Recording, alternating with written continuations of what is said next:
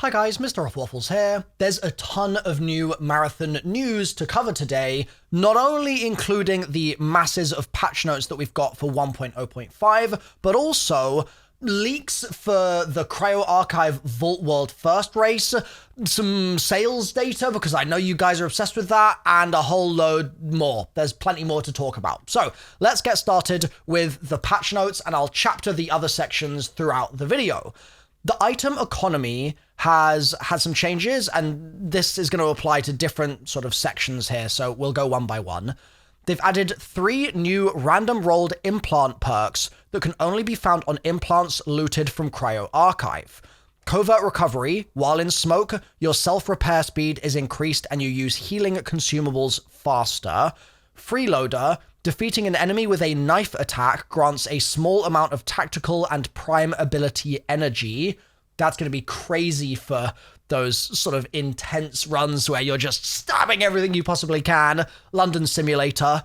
And Panic Response: while at low health, using a healing consumable grants the effects of Cardio Kick for a short duration. Wow, I think that's pretty cool.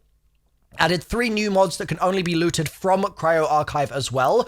Punishment: this weapon deals significantly increased damage against redacted combatants. Interesting. Now, I think that the question on everyone's minds is, which combatants exactly are they referring to, right? Because there are multiple alien species in Marathon in this universe that could or could not be present in Cryo. We do know the compiler's going to be in there because it's in the in-game challenges. But what else might be lurking around? We're going to have to wait and see. Testament: aiming down sights for a short duration increases this weapon's range and aim assist by a massive amount. I'm not sure I like the sound of that. Specifically, the aim assist being increased by a massive amount. Gonna have to wait and see. Hurricane: while airborne, this weapon has increased stability and greatly reduced accuracy penalties. Oh. Interesting. That's going to be a thief sort of perfect possible mod. That's going to be awesome for thieves. Okay. Rook no longer gets a surplus sponsor kit upon death. Okay. Combat: players can now activate exfil beacons while downed. I like that change. Decreased camera shake intensity from incoming melee and knife attacks. I like that change. Increased post-run spectator camera timeout from 30 seconds to 120 seconds. I like that change. Fixed an issue where a player could have a finisher used on them right as they were completing a self-res, immediately downing them again. W change. Fixed instances of revive timer lockout shaders appearing on enemy runners' body bags. Okay, never saw that. Fixed instances where ability activations could become desynced with the server. Good. Adjusted the hacked status screen effect to be lower intensity and have slower glitch crawl effect. That's good. I saw a clip from 2 Angry Gamers, actually. They were jumping on Marathon, and they had that glitch effect happen on their screen, and they looked like they wanted to puke. Like, they were not having a good time at all. So if that's something that some people are really having negative reactions to, I'm glad it's been changed. I didn't really mind it, but hey, I want this game to be as appealing to as many people as possible. Runners. Assassin. Fixed an issue where Assassin's smoke puck would not change appearance based on the equipped runner shell style while activating Shadow Dive. Cool. Thief. Pickpocket drone can no longer loot players who are in the active exfil animation. They actually fixed it. I know this is going to be controversial, but W change. Fixed an issue where pickpocket drone's on-screen button prompt wouldn't update to match a player's changed keybind or controller button mapping. Fixed an issue where high-speed grapples could affect network stability. Good.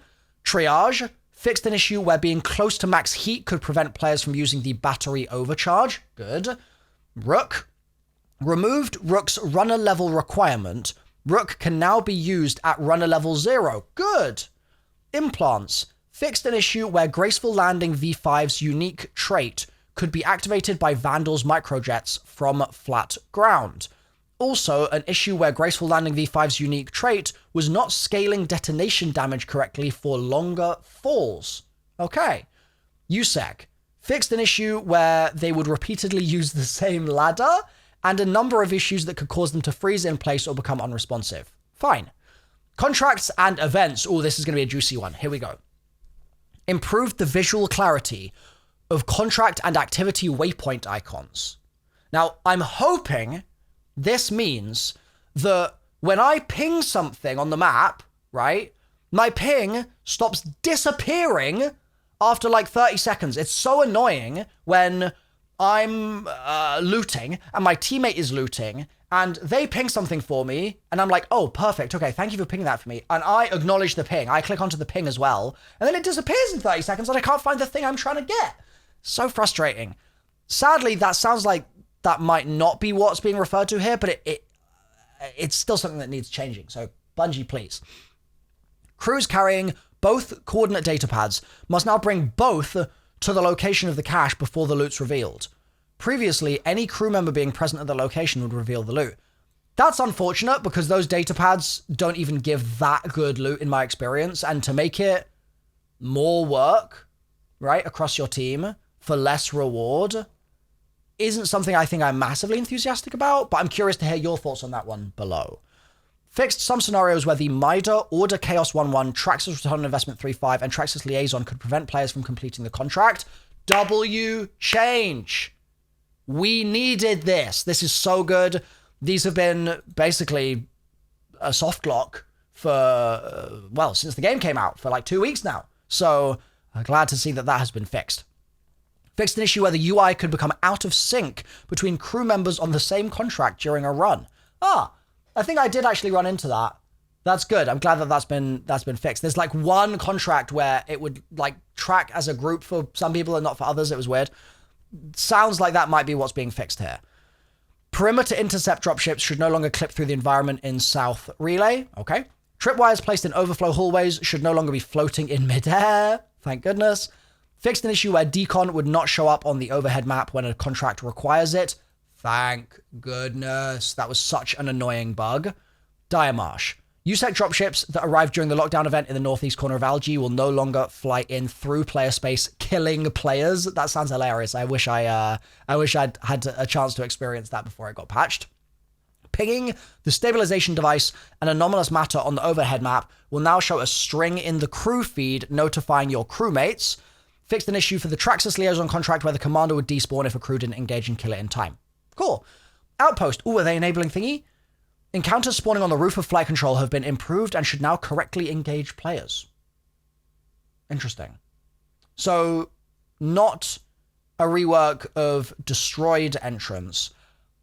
Although I feel like that does make some sense because if they're reworking that puzzle, it's going to take some design to do so rather than just like fixing a bug.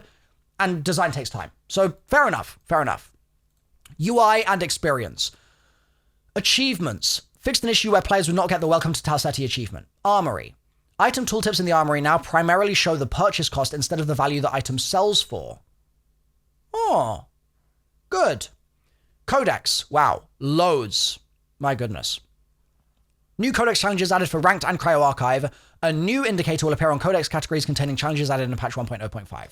Fixed an issue where inspecting an item in the Codex could display flickering text. Fixed an issue where acquired items challenges in the Codex indicate that the challenge could be completed by simply picking up the item. Challenges now accurately state that successful exfil with the items is required. Fixed an issue where the WSTR Shotgun Codex challenge incorrectly noted that it could be completed by downing a runner. Updated the text to indicate that a full elimination is required. Fixed an issue where the Thief Codex challenge Shattered Hopes incorrectly tracked competence. This challenge has been updated to track runners only. Fixed an issue where the Thief Master Codex challenge No Target Too Great was only tracking Wardens. This challenge will now track Wardens and Commanders. Fixed an issue where the Destroyer Codex challenge to close the gap would not complete when downing a runner too close to the initial thruster activation. Fixed an issue where claiming seasonal level rewards from the Codex could displace items in the overflow, causing items to be lost. Challenges granting gear rewards will now check for items in overflow and prevent claiming until the overflow has been emptied. Fixed an issue where inspecting non-weapon items in the Codex would display a compatible weapons string. I zoomed through those because I've not been that focused on Codex challenges, to be honest. And so hopefully you got what you needed to get out of me sort of fast moding there. In run, improved the overall legibility of the revive prompt. Good. I'm happy about that. Some waypoints will now fade when ADSing. I'm going to have to test that in game. Items. Exfilling with a temporal fragment will produce variable rewards depending on your seasonal runner level. Huh. That's pretty good. That's actually a really good change. Nice. Lobby. Loadout will now show a banner warning you that you have overflow items. Good.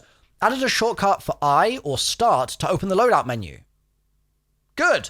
Added a shortcut for Tab or Options to open the loadout menu while preparing for a run. Good. Updated missing equipment warning to clarify that players are missing health or shield consumables. Cool. Fixed an issue preventing commonly found items from being shown when selecting map regions. Huh. That's a nice feature that I didn't know was there, so great. Actually, wait, no, I did know that was there, but it was bugged. I don't think it was preventing them from being shown. I think that it was bugged and it was showing the wrong ones. That's why I got mixed up. Hopefully that has been fixed. Fingers crossed. Ping system. Activity icons pinged from the overhead map will now more reliably show their waypoints. I didn't realize that was an issue, but that sounds like a good fix. Reward Pass. Premium Reward Pass voucher items should no longer appear in your inventory. Oh, I was going to hoard that thing till next season, but oh well. Run Report. Fixed an issue where the runner level up reward screen was sometimes blank. Social. Added the rated tab into the runner connections panel so that you can see how you stack up against your connections. Store. Updated incorrect item rarity for the Lux Palace, Overdrive TSL, and Cyber Red runner shells from Deluxe to Superior. Vault. Consumable ammo, salvage, and grenades now have larger stack sizes. Yes. I've been waiting for this day. Oh, goodness. Thank goodness. Added filter tabs for keys and backpacks. Nice. I was wondering why there was no backpack filter. Glad to hear that has been added. Voice chat. Added an option for consoles and gamepads to support crew voice push-to-talk while in a run. W. This only applies to runs. The lobby will still utilize an open mic. Fine. Added an additional push-to-talk option, tap. When set, tapping the prox or crew chat buttons will open the mic until you're done speaking, or you tap the buttons again. Until you're done speaking? Surely it should stay open until you tap the button again. Surely it shouldn't be until you're done speaking. That sounds weird. I imagine that that's going to be something they need to change, but we'll see. Fixed a number of issues causing voice chat interruptions and inconsistencies. Good. Weapon customization. Optimized sticker and charm placement on a handful of weapons. Okay. Stability. Added AMD anti-lag 2 low latency to video settings. I'm guessing this is like NVIDIA Reflex Boost, maybe? Weapons and equipment. Fixed an issue where ammo crates could not be interacted with when placed close to walls or terrain. Fixed an issue where normal and depleted versions of Cardio Kick's status icon appeared separately in the HUD. Fixed an issue that prevented claymores from taking splash damage when attached to other objects. When attached to other objects? Is this somehow nerfing Thief Drone Predator Missile tech? I'm not sure. I'm going to have to test that one. Knife cosmetics will no longer unequip after failing to exfil. Good. Fixed an issue with the V75 Scar Rampage mag that was causing bullets to ricochet off turrets despite dealing damage. Reduced the combat shotty leftward motion and firing recoil. Increased duration of spin ready required before the combat shotgun can be interrupted by weapon fire. Okay, so I think currently you can pull the shotgun out and it spins, but if you're already clicking, it interrupts the spin animation and you shoot. It sounds like they're basically increasing the time to ready of the gun. It sounds like that, but correct me if I'm wrong. Redistributed the shotty damage fall off. It now retains near max damage at point blank range. Surely it should retain max damage at point blank range. How else are you going to do max damage? Right? But falls off much more quickly. Okay, so they're nerfing its damage at range. Reduced its aim assist cone size and reduced the influence of aim assist on pellet spread as they travel. They might have nerfed this thing into the ground. It's going to obviously need some testing. It might be completely fine. It might be a perfect balance patch. But that is 3 nerfs. We'll see. We'll see. Reduced Mizraya 2442 leftward motion and firing recoil. Fixed an issue with the long shot gold mod resetting its counter incorrectly and disappearing from the buff tray display. Okay. Oh, thank goodness weapon mods drag and drop can now be used to remove weapon mods from weapons. Yes. Dragging a mod attached to a weapon into the backpack or vault will now remove the mod and place it into the inventory rather than moving the entire weapon. Glorious. Glorious. W change. Chips. Fixed an issue with the superiority rarity version of Endless Runner having an incorrect string.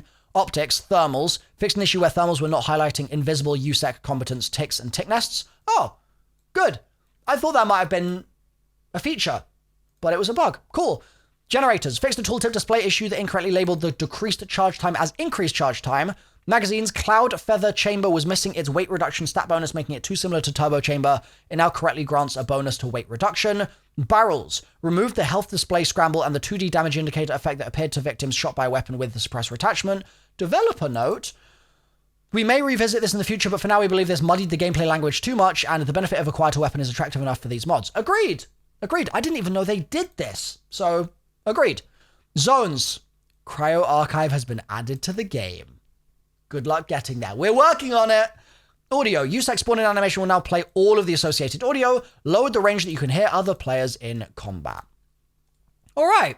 Overall, that's a good-ass patch. That's a really good patch. I'm very happy with a lot of the stuff in there. I think that there are still some core, I don't even say problems, but core pain points, maybe, or core foci of community discussion that are not in here that I would like to see addressed. There's some movement tech in the game right now that seems to be a bug, and it's not really a big problem, but I think that it's going to be important for Bungie to be able to be nimble and quickly form a good stance on those things. There's also a couple of things that are really bumming me out very frequently, such as the rubber banding that happens when you go near your teammates. It's insufferable. I need them to work on that, or at least acknowledge it. I also am really hopeful that some of the perimeter pulling up the map causing crashes bugs can be fixed. That one's really, really annoying.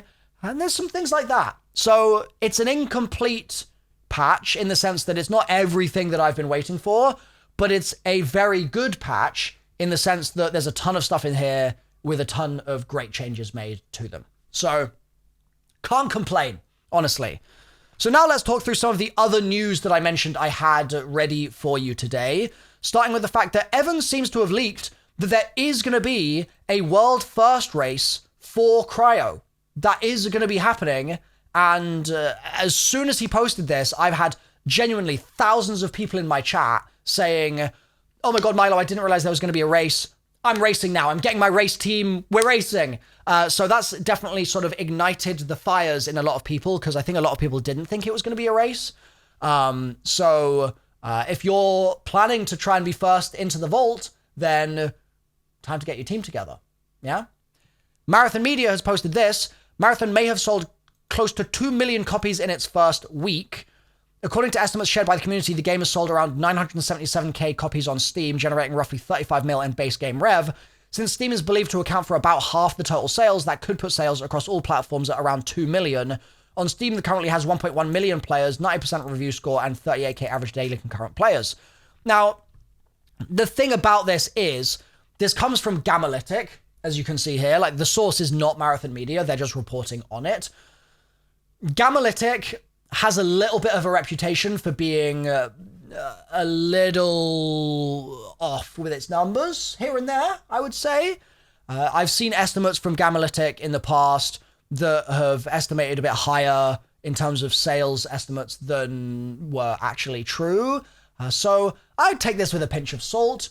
But if it was true, if Marathon had sold 2 million copies in its first week, that would be obviously extremely positive for the game. That would be a phenomenal number of copies to have got through here. I don't think it's that high, personally. That's my personal gauge on it.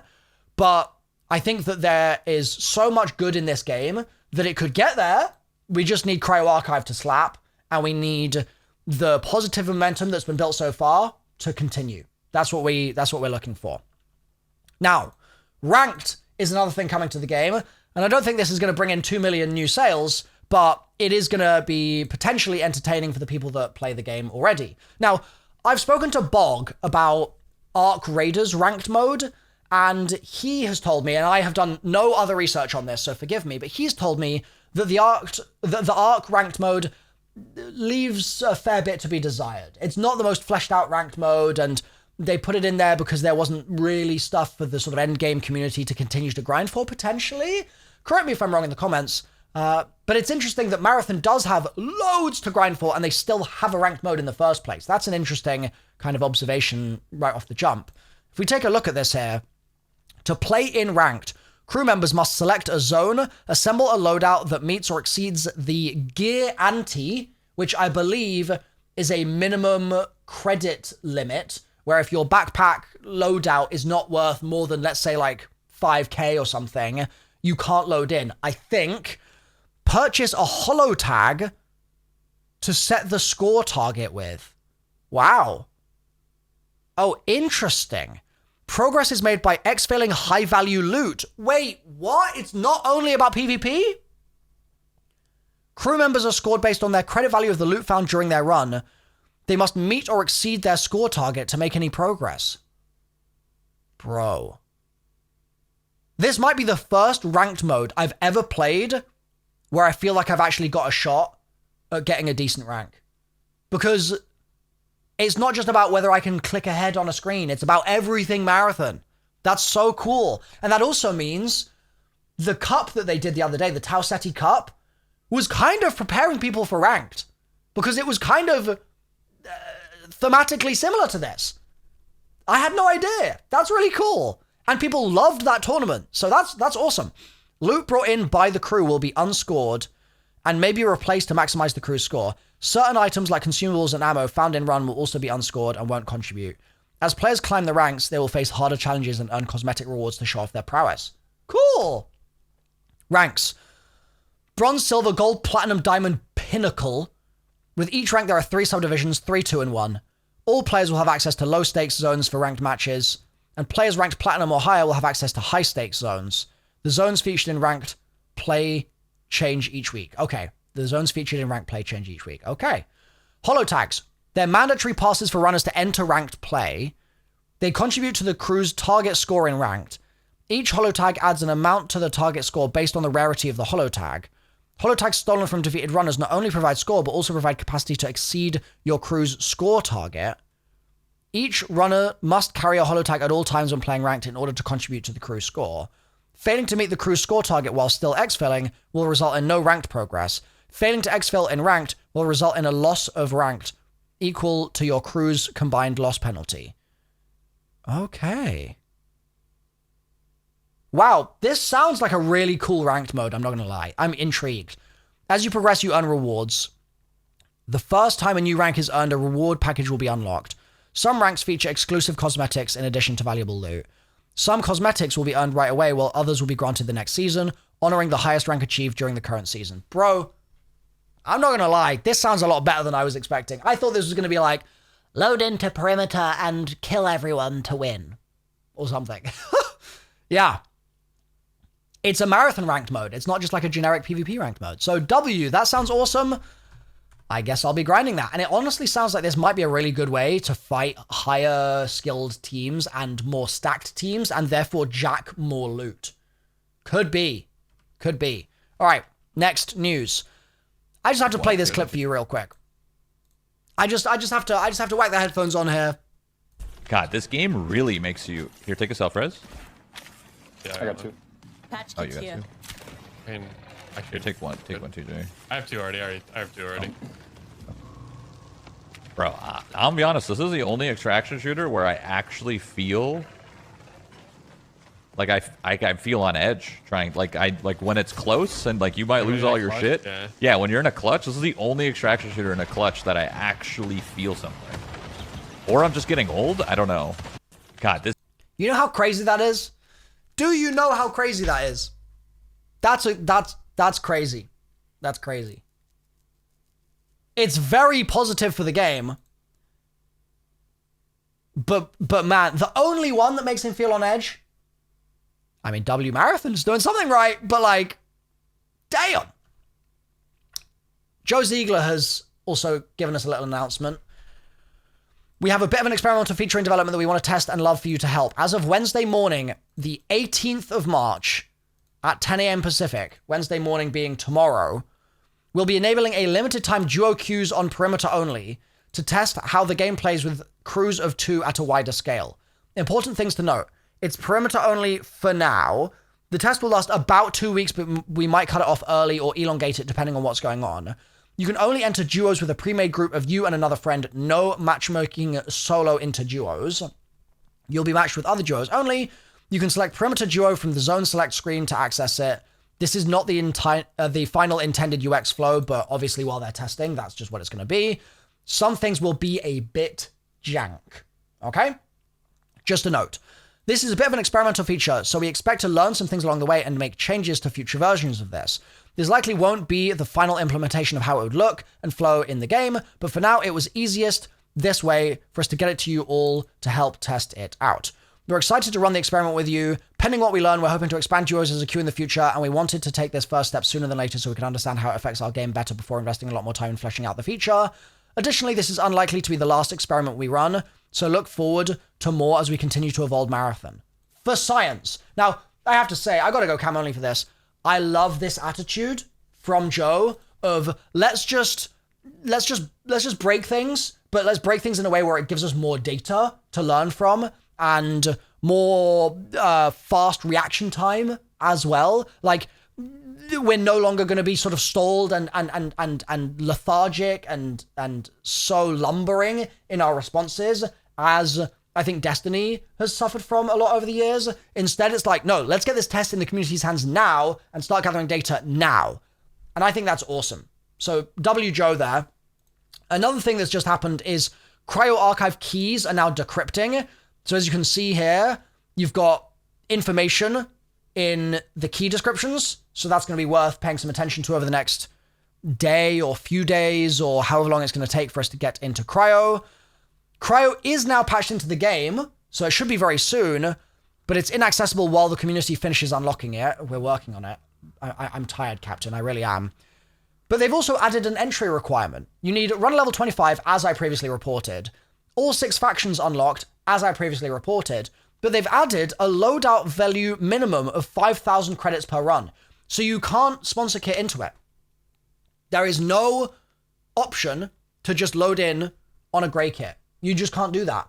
And I think that that's honestly a good thing, because the free kits thing in Outpost I think is good and fine. But if that was also the case on Cryo, it might kind of lower the stakes a bit. And this is meant to be raid-like, right? So I like that change. I think ultimately that's a good change as well. It's just kind of weird that this has been added in a patch note and it wasn't added in the terminal that we unlocked that gave us these 2 pieces of information.